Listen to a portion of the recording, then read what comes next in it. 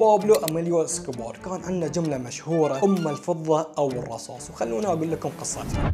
هذا يعتبر أشهر رجل عصابات في التاريخ، بابلو أميليو اسكوبار. انولد في مدينة ميدين الكولومبية في سنة 1949 ميلادي في حي فقير ما يعرف أهله غير الكفاح. بدأ نشاطه التجاري في سن صغير، كان يسرق شواهد القبور ويبيعها، ومن بعدها بدأ يغوص أكثر في عوالم الإجرام. صار يهرب الجزائر ويسرق السيارات. في هذه الأيام كان يشوف بعينه أن الفقراء ينهانون وينظلمون، وأن الأغنياء يأخذون اللي يبونه يا اما بالفلوس او بالقوه. وتعلم ان الحياه ما تعطيك شيء بالمجان، وان الاحترام ما ينأخذ الا بالقوه. وفي خلال نشاطه الاجرامي وقت اللي كان يسرق الشواهد والسيارات واجه عده تحديات صعبه. في كل مره كان يواجه تحدي من هذه التحديات كان يرسم فكره في ذهنه: يا انك تكون معاي تستفيد، او انك تكون ضدي وتندم. هذه الفلسفه اتضحت وصار لها اسم واضح، خصوصا عقب ما دخل عالم تهريب الكوكايين، واللي كانت اما الفضة او الرصاص، بلاتا